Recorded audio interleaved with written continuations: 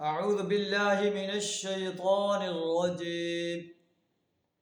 بسم الله الرحمن الرحيم. إن الذين آمنوا وعملوا الصالحات كانت لهم جنات الفردوس نزلا خالدين فيها لا يبغون عنها حولا. صدق اللہ العظیم.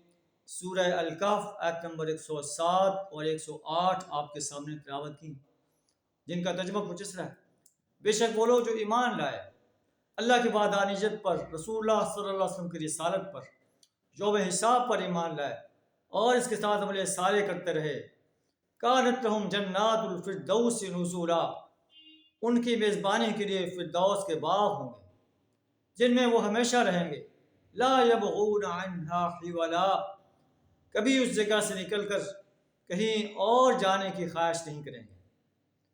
یہ ایمان اور عمل صالح کرنے والوں کا عظیم اجر ہے۔